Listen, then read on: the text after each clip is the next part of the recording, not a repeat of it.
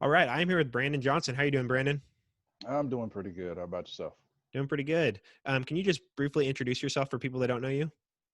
Yeah, so I serve on the Wichita City Council representing District 1, going into my third year in office, and also the vice chair of the Kansas Democratic Party.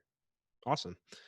Can you just briefly kind of talk about the city council in general? I don't know if a lot of people know how it works or what you do. So can you just talk about that a little bit? Yeah, so we're a council manager form of government. We have a city manager who kind of runs the city. He's the one employee of the city council. There's seven of us, the mayor who is Okay. elected at large, and then there's six districts. So I represent District 1. And we're just responsible for the daily governing of the city. And right now, with everything going on, the police, at least Wichita Police Department, falls under us. Okay. Um, how often is it yearly elections for city council? It's staggered, but it's Okay. every 4 years. So I Every was 4 years. elected in 2017. I'm up for reelection next year. Okay. Last year, of course, we had an election mayor in District 5, District 2, and District 4. Okay. And can you just talk about a little bit about like, I guess you mentioned like the police is underneath you. What kind of, I guess, power, I don't know if that's the word I want to use, but what kind of power does the city council hold as far as like policies and that kind of thing? So we adopt formal policy. So folks right now looking for policy change, the chief can do that on his own, and it gets ratified by the city manager. We, as a policy body, though, can say this is the direction we want our city to go, and then the city manager would implement that with the police chief. So we can't, on our own individually, change things, but we can have those conversations with the city manager and the police chief and work towards policy change. Okay. Very cool. One question. So I have several questions of my own. I also crowdsource some questions. So somebody asked, can you explain the process of how income from taxes are allocated towards schools or parks or sidewalk maintenance or police department, I guess, for that matter? Can you talk about how that happens? Yeah, got the deep questions. Off the bat. To explain the best I can without taking an hour, Sedgwick County has a county-wide sales tax, and half of that goes to the city of Wichita, half of that goes to the county. Okay. And the half that comes to the city, well, part of it goes to roads and bridges. A lot of that was Kellogg. So folks who were Mm-hmm. talking about Kellogg being under construction since we Yep. were kids, that's where that money was going. But it's leaving now. When you look at your property tax, so that property tax is broken down into different areas. Some comes to the city, some goes to the county, some goes to the state. The county gets all of the money and cuts the check back to the city, Okay. and then they cut the check to the state. So that's where that gets divided. Breaking down where those percentages go into our budget is the longer discussion. Our general Sure. fund has several funding sources: state, federal, county, property taxes, some of our special assessments, other things like that, all go into that general fund. The police budget is a part of our general fund, and it makes up about half. I forget the actual percentage, Mm-hmm. but goes into that. The key thing that I try to tell people, though, is even though our budget looks really big, over $600 million, our departments are actually all kind of not funded to their fullest extent. So Sure. there's a lot of hiring or vacancies that aren't filled, Yeah. things that could be done. So it's complex. I mean, Mark Manning is our city treasurer. He's always open to sit down and go through our budget and all of the funding sources and what can and cannot be spent on certain items. So Sure. definitely, people can reach out to me and I can set that meeting up. Very cool. Yeah, I'll definitely link up your information. So if anybody wants to have that conversation. So I think the main thing I wanted to talk about, especially with you, is just everything going on right now in America with the racial injustice. I think a lot of stuff has been brought to light. I mean, it's in recent years, but especially with like Ahmaud Arbery and then most recently George Floyd, the tragic death. So I guess just real quick for people that are listening, Brandon is black. I'm white. I grew up in Andover. And so Andover being a suburb, there's not a whole lot of diversity in there. And so there's a whole lot of white male privilege baked into that. So I'm here mainly to learn from you. And I'm sure a lot of people listening are. But the first question I have is, how has the conversation around police brutality and racism changed over time? And is that conversation different now than it has been in past years? If we're looking Wichita specific, it is a little different. Nationwide, the one where this uprest is, no. I mean, the conversation was always excessive force and brutality. And I think at some point it became an anti-law enforcement sentiment perception for many, Hmm. whereas it was just treat us like you treat other people. Sure. And it's hard to break it down like that, and people start throwing numbers at you. But a lot of the issue was around justice. So if we saw a officer do something to a white male or even a white woman, that Hmm. officer would probably be reprimanded a little faster. And not every time, and that's also the issue. Like Right. sometimes law enforcement just gets away with it, Yeah. and we've been vocal about it. Here in Wichita, we've been vocal about a lot of policy change, and we've seen it shift from Chief Williams now to Chief Ramsey.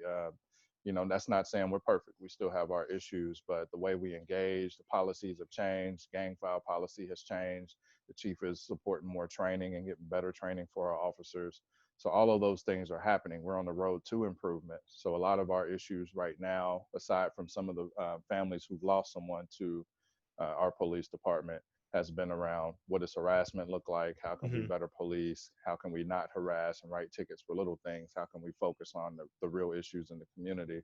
And this chief also knows that it's a community thing that we need. So not only community policing, but we need more social workers. We need better mental health services, all of those things to go Hmm. into helping our police department be better. Okay. Yeah, I know a couple things that stand out that the police department, I mean, it does pretty well here. One, that first rally, I think, was really cool that they cooperated with, I don't know who set that up, the Black Alliance or whoever set that up, but I think that was really cool to see. And I know a couple years ago, I don't know if it was a Black Lives Matter protest or another protest like that, that kind of almost turned into like a police department picnic almost, which was really cool. Just to have them in the community, I think is important. And I know it's different.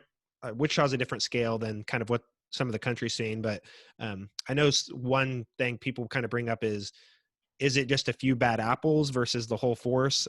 Do you have any thoughts on that? Because I know obviously there's a lot of great policemen and servicemen, but like there are some bad apples, is what people say. What are your thoughts on Right. that?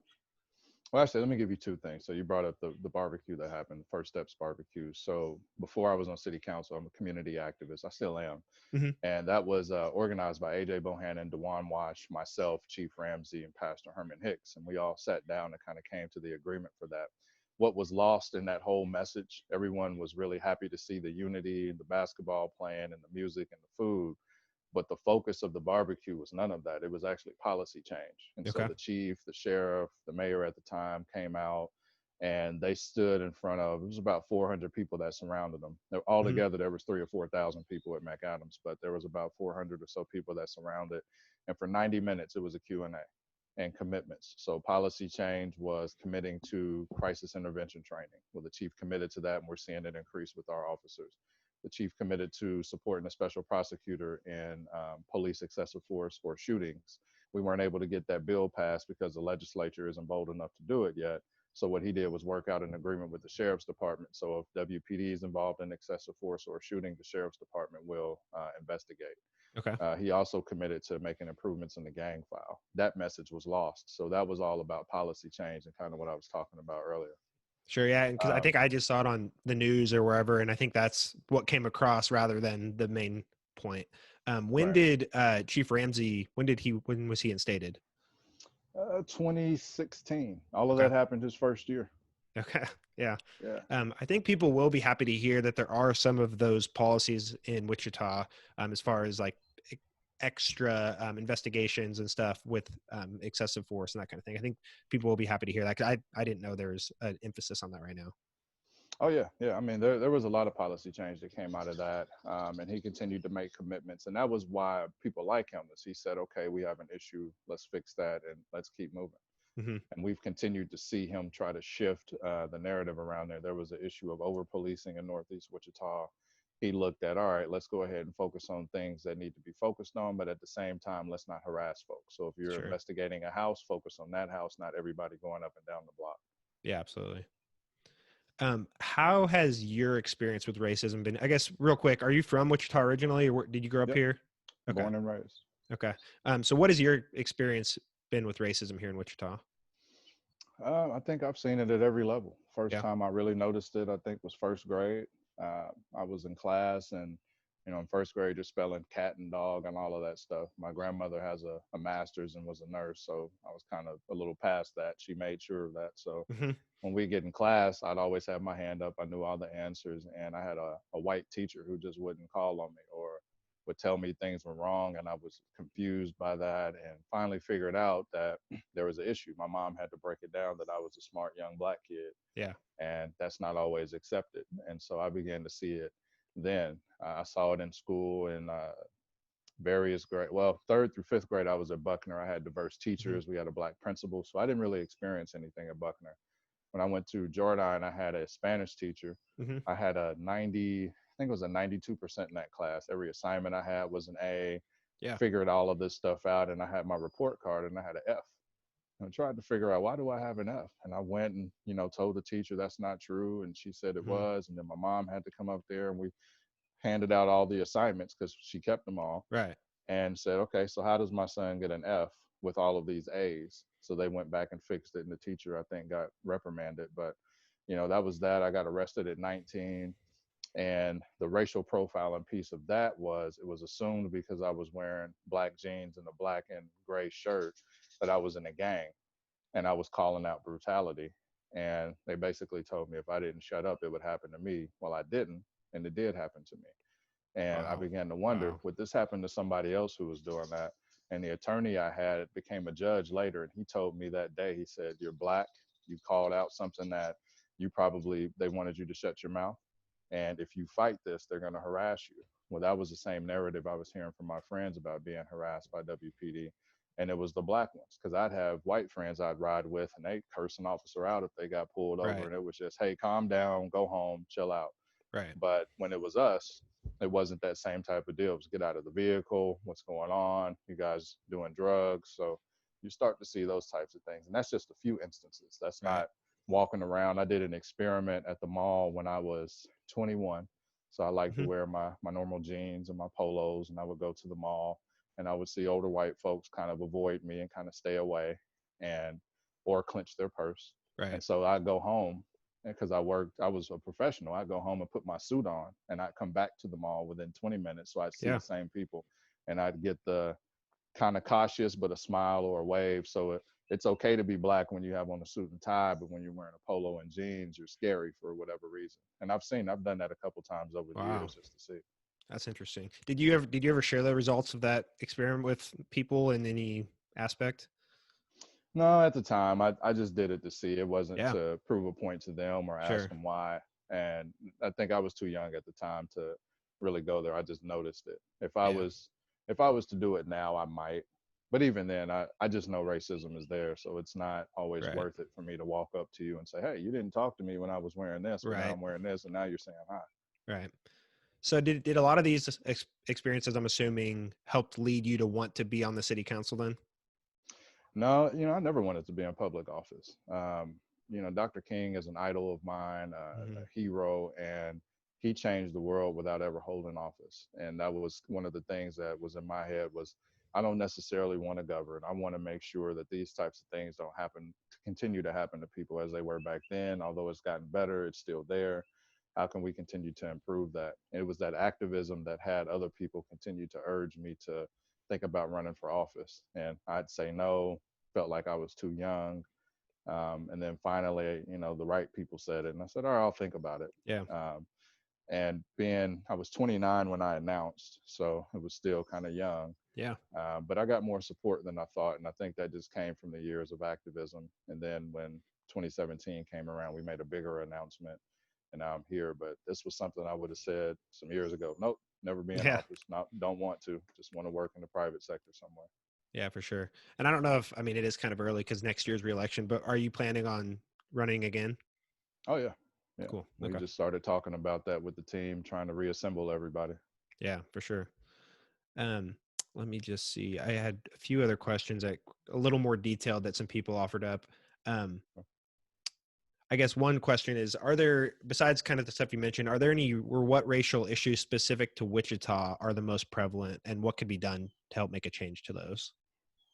That question really depends on who you ask. So for Hmm. me, the focus is when you look at minority businesses and you Hmm. look at the discrepancies there, there's a lack of access to funding, lack of relationships with banks. And we saw when a pandemic hits, which once in a lifetime, but Right. not having that access to banks and SBA really hurt opportunities to get PPP funding Hmm. from Congress. So trying to fix that. When you look at the revenue disparities, white businesses make more than black and brown businesses, Right. and people can look at that and say population, but some of the same businesses doing the same things just don't have the same access. Mm-hmm. Urban renewal was a big issue with that in the Black community. So 135 split the Black community, but that's where the business hub was. Mm-hmm. So once that happened, it killed businesses because people can just drive over instead of going through there, maybe stopping at a business and shopping like we do Right. in other parts of town, like Delano. You don't Right. drive over Delano, you drive through, you say, hey, there's a pizza spot, let me go to it. Yeah. So those things are happening.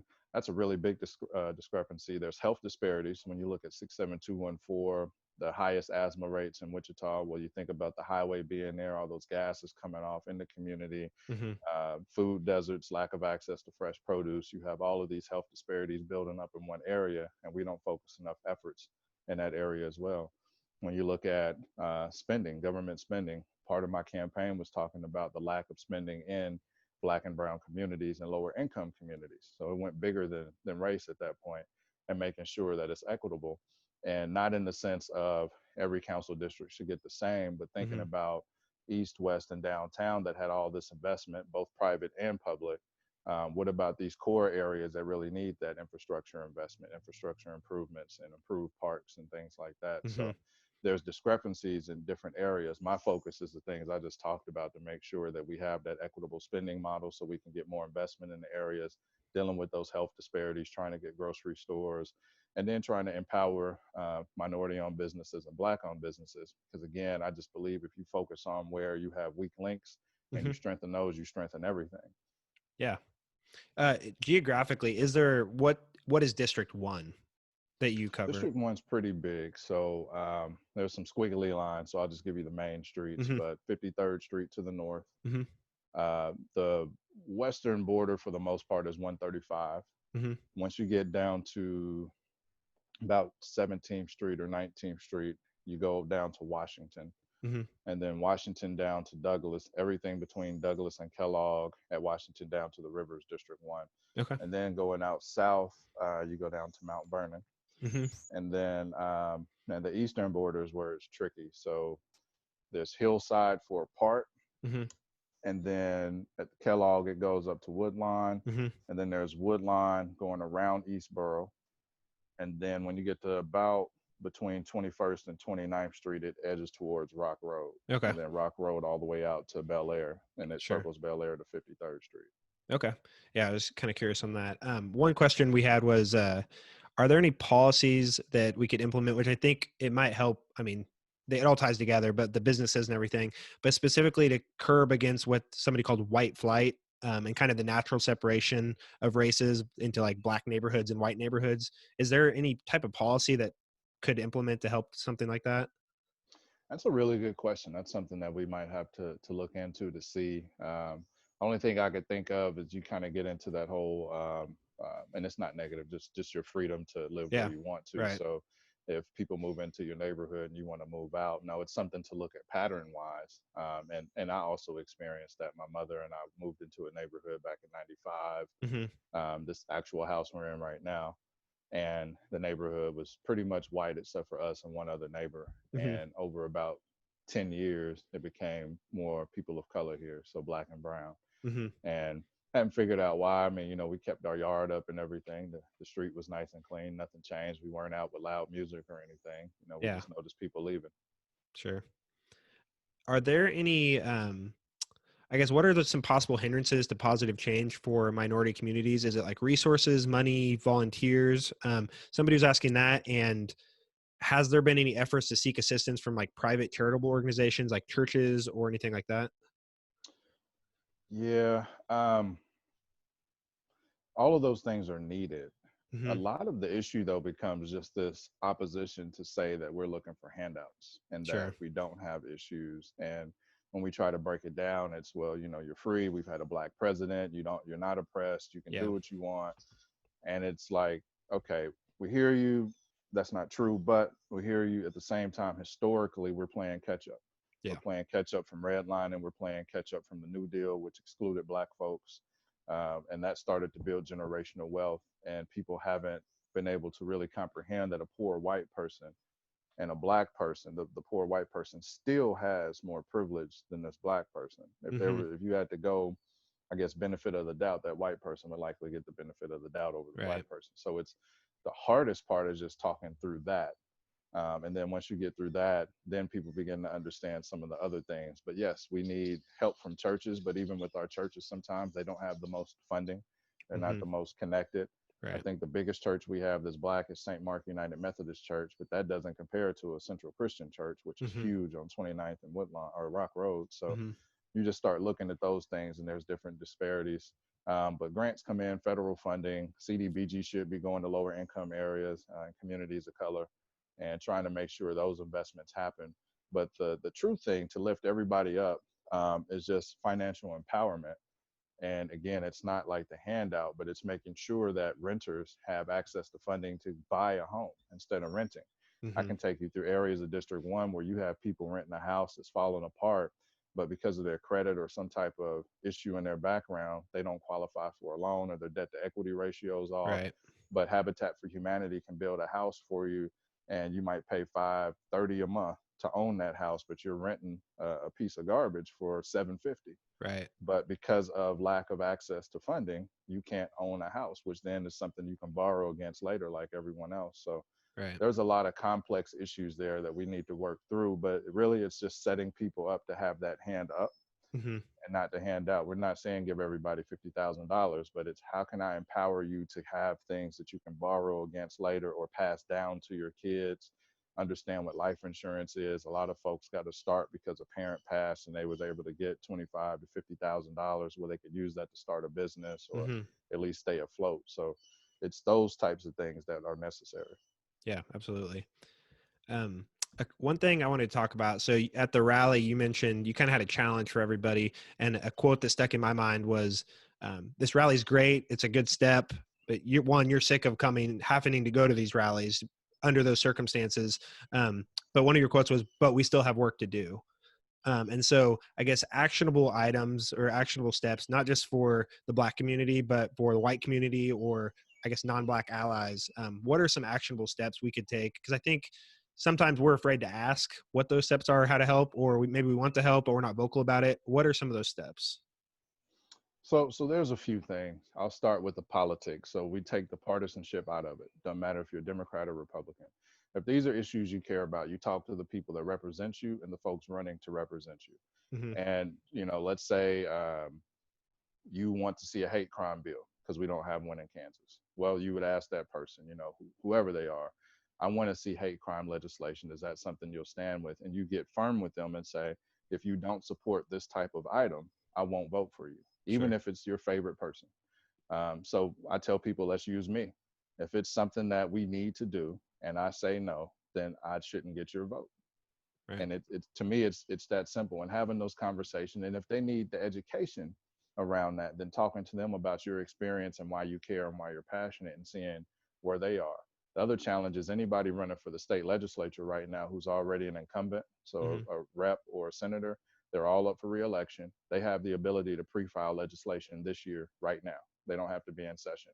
So if it's something that we need, and we do need hate crime legislation, we need to look at a possible statewide ban on chokehold, some of the demands the cities receive that you see out there, Hmm. then we should be demanding that right now of the people running to represent us and the candidates as well. Will they do it when they get into office so that we can see it happen? And then making sure this stuff happens because it's a continual conversation. We can go back over the years and see how many times Representative Finney has introduced a body cam bill just to have access to that footage, or hate Hmm. crime legislation, I think, has been proposed 6 or 7 times, but it just doesn't get out of committee. So we have to hold those folks accountable. The other thing is having conversations with one another about why our minds, our hearts, and our eyes have been opened. So if there's an experience that has impacted you, begin to talk to your friends about it and understand it's hard work because not everybody gets how serious it is. Right. I had a teammate that, we played football. We back then would maybe talk about not seeing color. I always have because I've experienced it. But on the field, those guys are my brothers. And then I just made this comment one day when the gentleman in Oklahoma was killed by law enforcement. He had his hands up. They later Hmm. tried to say, he was on different drugs and stuff. That part doesn't matter. If his hands was up and he was cooperating, Right. you know, after he's killed, that what he's on isn't important. Right. And I made a comment that we can walk around with our hands up and comply and still die. And that individual reached out and said, you know what? I used to not listen to that. I didn't believe it, but now I've witnessed it and I'm sorry. and I won't Yeah. say it anymore. And so it's just having those conversations. I encouraged him to talk to other people about that. But as you talk through these things, and just if you get out of the some of the divisions that are naturally there, even if you get out of us saying Black Lives Matter, and you just think, is it okay for the one gentleman who had an autistic client he was sitting next to, was it okay that an officer shot him? If that answer is yes, we need to keep talking about kind of your value system, because Sure. he shouldn't have been shot. Is it okay that in that same circumstance, you have somebody who goes into a church and kills 9 people, but he's arrested peacefully. He can get Burger King and he can go await trial. So if this is a country that believes in justice and Right. the justice system, keep these people alive to go through court and have their day in court. It's just having those different conversations. But the most powerful testimony is the one that changed you. And I Hmm. say that to everybody. So if your eyes are open, have that, but also understand your friends and family may not agree. You may lose friends. You may have family that may not talk to you. That may be uncomfortable and it sucks, but it still doesn't compare to the treatment that Black people get in this country. So as Right. bad as it is for you in the moment, just think every day somebody might be looking at you different. Somebody might have a judgment against you. If you get pulled over, are you nervous? Because even as a city council member, if I got pulled over, I'm nervous. When police get behind me to this day, I'm looking like, man, am I speeding? Is something wrong? I might have a cigar or so in my car. Will this Right. be interpreted as marijuana? Like all of these thoughts go through my mind today at 34. So I don't know a lot of people who are white or yeah, who are white who think like that. I mean, it's Right. kind of all right. I'm getting pulled over. What is it? You're irritating me. You're holding me up. We don't have that luxury. So Yeah. the uncomfortableness of having those conversations is a really powerful step because that opens you up. And then the other thing is to talk through some of this, look at the data, talk to people, kind of like you're doing right now with me, and Hmm. have these conversations, but also understand not every Black person really wants to talk about this because we Yeah. just live it every day. And Yeah. honestly, even this week, I went through a couple of days, I didn't care to talk about it at all. Like this was just an experience and I have this weight on me. So I'm just getting back into a space to where I can because so many people want to talk about it. But it's talking through these issues, seeing the historical context of it, and then trying to figure out what policy changes can happen. But also truly recognizing it's not anti-law enforcement, the stuff that we're talking about. It truly is just having a better department. And I guess lastly, when Black people argue for change, it benefits everybody. So if Yeah. we got to a point where we're banning chokeholds, well, that means a white person won't get a chokehold on them. If we talk about um, de-escalation techniques, well, that means a white person will have de-escalation techniques used on them instead of brute Right. force. So the things we're arguing for benefit everybody, but we highlight the disparities that Black people have to try to get those changed. Yeah. Wow. That was very powerful. That was just a lot in that. I'll have to go back and re-listen to that. That was good. I think a couple things that stood out were just, yeah, like you said, I've never had to worry about getting pulled over or any interactions with police.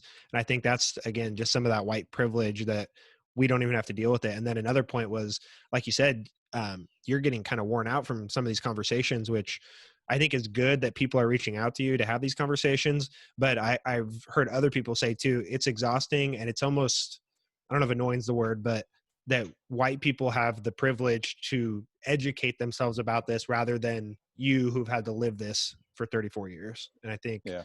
but I do think again, it's got to start somewhere. And I really appreciate you coming on to have these conversations. Just a couple more quick questions that I had. Yeah. Um, I guess one of which it may seem like a simple question almost, but I think some people are again afraid to ask, but like Black or African American, is there a preference? Does it matter? Do you have a preference of what you're called? Uh, I I don't care, and it's kind of generational. So the background on it for some people, and I'll say what an elder said to me, they like African American because it still roots you to Africa, Hmm. but also shows you're an American. Hmm. Um, and I used to say that, but I went more to Black because of the history of it. So what folks don't know is in slavery, there were records of slaves and where they came from, and would kind of help you trace your genealogy. um, some of those were kept when slavery was there because they wanted to know, and maybe they had their own reasoning for it. And then when you get into more of the reconstruction and you get into some of us being free, a lot Hmm. of these records were kept in Black churches. Well, then those Black churches get bombed and burned down, and part of that, I believe, was the reason. So then we lose our history. So I can't tell you right now where in Africa we came from, Sure. or at least my family. I can't tell you I know that we are descendants of that, but maybe we came from another part of Africa that I'm not aware of. Mm-hmm. My grandmother was actually one generation. My great grandmother was one generation out of slavery, Mm. and so she actually worked. I think her parents were slaves, and somehow they were able to get their freedom, which led into my grandmother and down to us. But I don't know Mm-hmm. where we came from, and Right. there's no records of it. Those records have been destroyed. So for me, I'm black. I refer to myself as black. If somebody calls me African American, I don't care. But there's a distinction, I think, between the younger generation, like 40 and under, and the older generation on black and African American. But I don't think you will offend anybody by saying African American. Okay. They correct you. If you say black, some people might get upset by that. Sure. I do have a friend of mine from high school married a black girl here in town, and she was mentioning something. Her dad told her once somebody had asked him, "Do you prefer black or African American?" He said, "I'd prefer if you called me by blank, his name," which I think is where Yeah, we need to head. But again, there's cases where you do need to say yeah, it. So I guess one more question I had was, so there's obviously like the Black Lives Matter movement, and that's the verbiage behind it. And then some people kind of have they reply with all lives matter. What is your normal response? I've seen some kind of good cartoons and little like stories that explain that, but what is yeah. your response to the all lives matter response? Normally, I ask when did that start, and normally I don't get a response. And I Mm-hmm. tell people it didn't start until folks said Black Lives Matter. And what it is a negative, contradictory response to that to try to say, well, every life is important. And what we just say back is we know that. But the Right. problem is here with Black lives, these are the things going on, and it's not been acknowledged. So we want to focus on this right now. The other thing that we've seen is there's a counter to when people bring out this false comparison of black on black crime. Crime is proximate. So if you look at white on white crime, it's like 83 to 86%. Black on black crime is about the same. I dare to venture to say Latino crime is the same. I haven't looked at it yet, Mm-hmm. but that's proximate, and it has nothing to do with what Black Lives Matter was started around. Often I also weave into that. We're also fighting violence in our community as well. And at that point, we don't say Black lives or anything. We just say, how do we reduce shootings? How do we reduce violence? How do we reduce Mm-hmm. domestic violence? And we're working on that. But then we also highlight the disparities when you talk about Black Lives Matter and the fact that families don't get justice when these things happen. Because if two Black folks, John and Brandon, and one of them kill each other, and say John killed Brandon, well, John's going to jail pretty quickly. Mm-hmm. But if Officer Brandon kills John, Officer Brandon's getting a paid vacation and then we'll be back on the force. And then that family's like, but what about us? We don't get anything. We don't even get a financial settlement. It's just we lose our loved one and that's it. Right. So a lot of that is just talking through what it means in Black Lives Matter being focused on that disparity. Okay. Yeah. Yeah. I agree 100%. I just have one more question, just to respect your time. Mhm. But what does Wichita mean to you? I ask this question to everybody, but what does Wichita mean to you? Everything. It's an opportunity.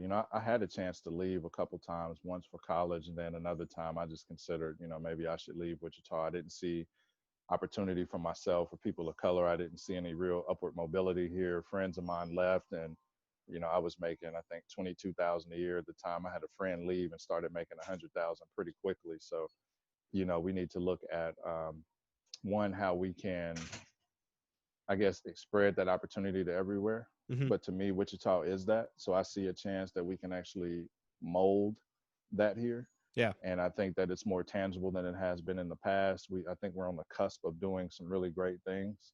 And so for me, Wichita's opportunity, it means some real potential to change.